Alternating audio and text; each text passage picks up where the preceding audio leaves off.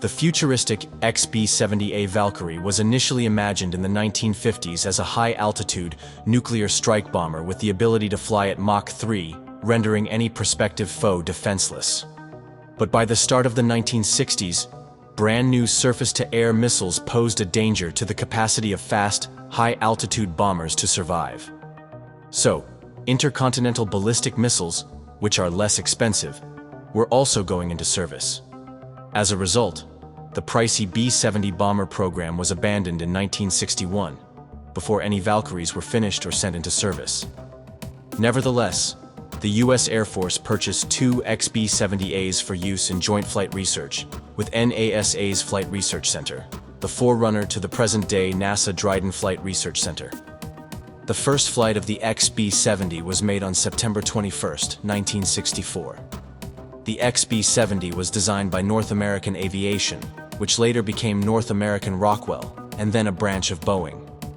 It had a long fuselage and a canard, or horizontal stabilizer, that was located directly behind the crew cabin. Its delta wing featured a 65.6% steep sweep. In flight, the wing's outer section could be folded down to provide lateral directional stability. There were also two windshields on the plane. For high-speed flying, a movable outer windshield was raised to save drag and lowered for better visibility during takeoff and landing. Frames and skin made of titanium were riveted together to form the forward fuselage. The remaining parts of the aircraft were made primarily of stainless steel. The skin was made of honeycomb-shaped brazed stainless steel. The XB-70 was powered by 6 General Electric YJ93-3 turbojet engines, each with a thrust rating of 30,000 pounds. In order to retain the most effective airflow to the engines, the interior geometry of the inlets could be changed.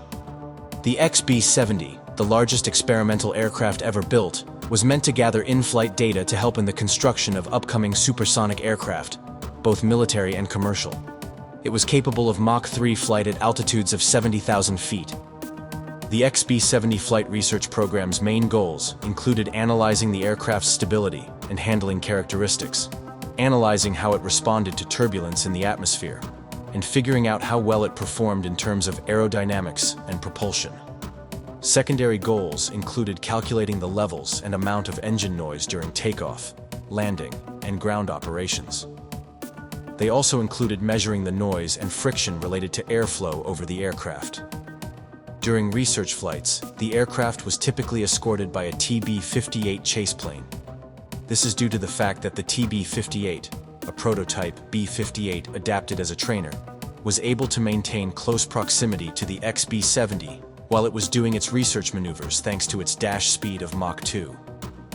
The slower TB-58 could often keep up with the faster XB-70 when it was flying at or near Mach 3 by flying lower and avoiding the curves in the XB-70's flight path when they occurred.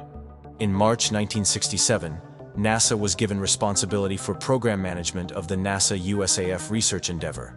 Notably, the first Valkyrie continued to fly and produce useful test data in the research program until its final flight on February 4, 1969, whereas the number 2 XB-70 was destroyed in an unintentional mid-air collision on June 8, 1966.